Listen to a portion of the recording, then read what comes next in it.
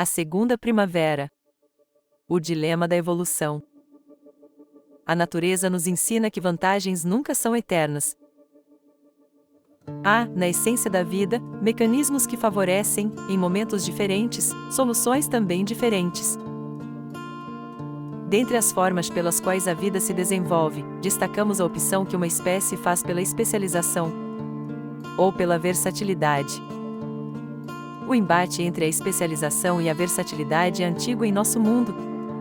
Na verdade, este aspecto do desenvolvimento das espécies nasceu com a vida.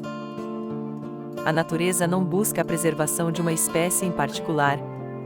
E isto é uma má notícia para nós. De fato, ela induz a vida a continuar uma busca pela evolução indefinidamente, e na forma que for viável, sem preferências. Os seres vivos são munidos de uma força geradora que inventa constantemente jeitos de sobreviver. São capazes de se adaptarem às eventuais mudanças que poderiam comprometer sua vida e, por consequência, a existência de sua espécie. Porém, cada ser vivente possui esta capacidade em momentos, formas e proporções diferentes.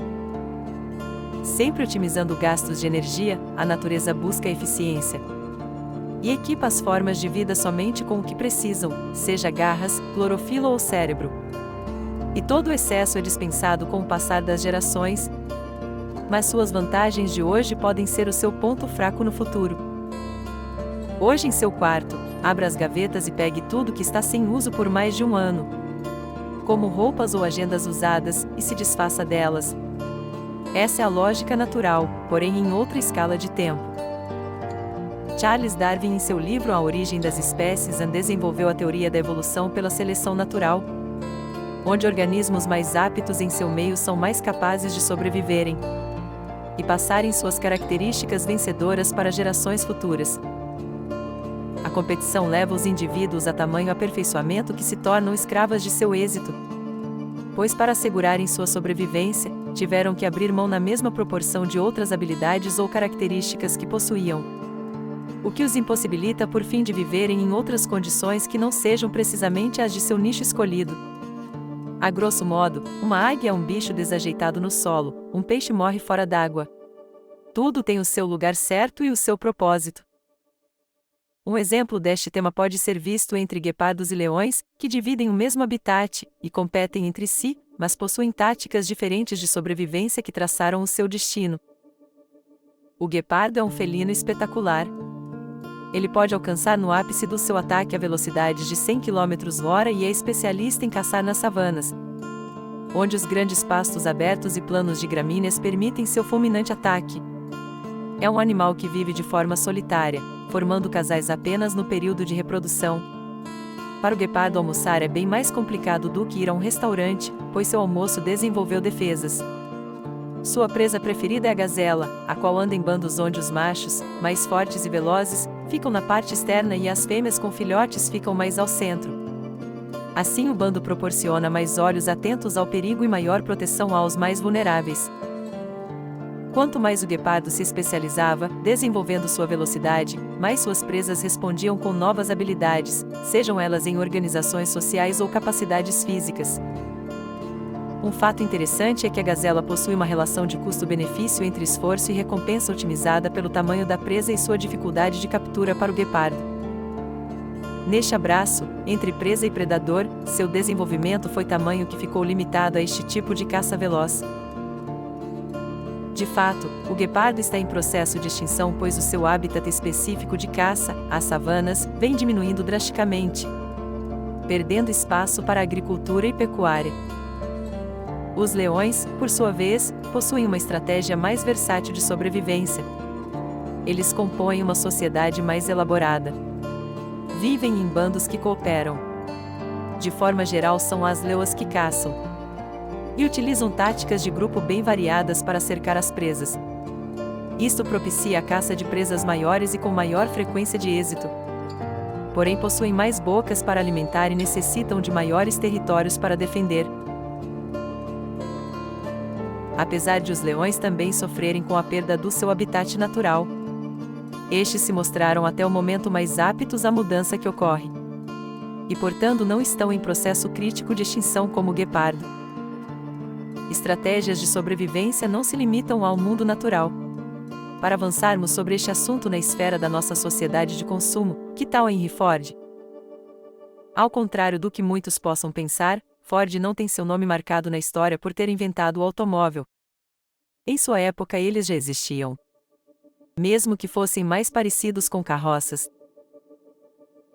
O que Ford criou, gerando uma revolução na indústria e na economia mundial, foi a produção em série, e a aplicou na fabricação de automóveis. A ideia era fazer com que várias pessoas ficassem responsáveis por pequenas tarefas, as quais, por sua vez, faziam parte de uma sequência metodicamente organizada. Ao fim de um ciclo, esta série de montagem produziria um carro completo. A produção de um automóvel foi inteiramente dividida em tarefas simples, executadas por pessoas com pouca especialização, mas capazes o suficiente para executar tarefas com um desempenho satisfatório.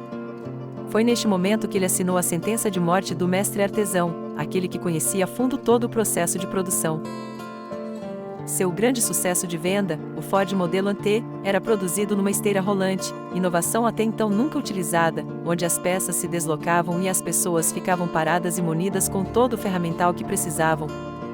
Toda esta inovação no sistema de trabalho gerou grande aumento de produtividade e criou uma economia de escala, tornando seu carro mais acessível.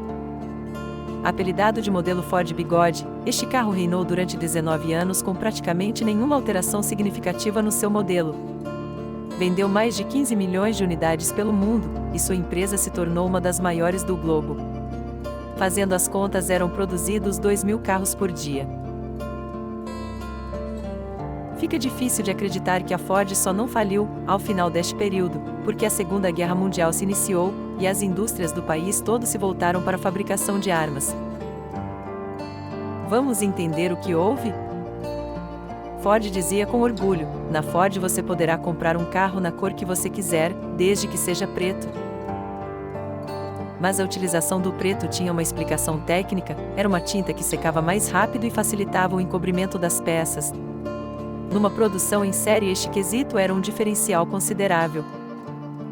Pois bem, a General Motors era concorrente direta da Ford, nasceu da união de pequenas empresas para fazer frente ao poderio de artilharia de seu rival gigante. Na figura de Alfred Sloan, a GM percebeu que oferecer carros similares, mas com o diferencial de escolher a cor e o modelo, era o caminho para vencer o adversário. Alfred introduziu o conceito de segmentação de mercado e dizia: um carro para cada bolso e propósito. A GM assumiu o conceito que clientes diferentes tinham desejos diferentes em relação a uma mesma necessidade, buscou ser versátil, e esta máxima pegou. Depois do fim da Segunda Guerra Mundial, a Ford retomou suas atividades, mas se tornou a segunda posição na produção mundial, ficando a GM em primeiro. Vitória desta vez para a versatilidade. Apesar de técnico, com uma visão prática e objetiva, suprindo a necessidade primordial de transporte, Ford subestimou o desejo humano de se diferenciar. Sua busca pela especialização na produção em massa, priorizando somente a quantidade, quase o destruiu. Apesar de ter desenvolvido grande eficiência naquilo que era crucial e inovador no primeiro momento, ter se baseado na acessibilidade ao automóvel a baixos custos foi exatamente o que o tornou vulnerável. Todos os nichos de sobrevivência ou vantagem serão preenchidos mais cedo ou mais tarde.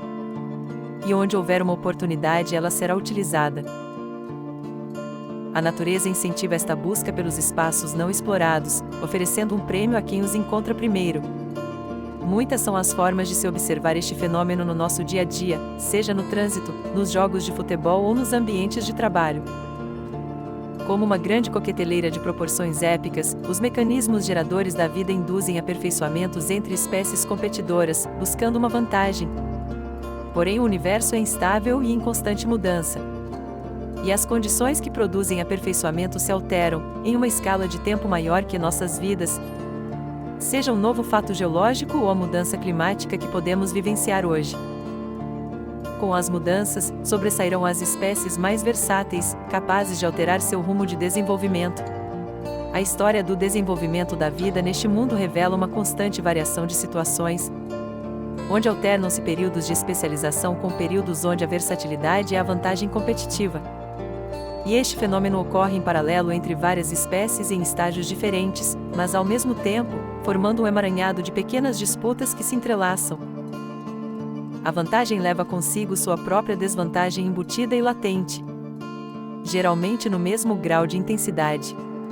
Em um mundo de extremas mudanças que vivemos, é para pensarmos melhor o que de fato é vencer na visão natural? Devemos vencer como indivíduos? Ou como humanidade? Nós, seres humanos, optamos em nossa evolução pelo desenvolvimento da inteligência. E nosso crescimento como humanidade sempre se apoiou nas conquistas de nossos antepassados, acumulando conhecimentos em um esforço coletivo e em benefício comum.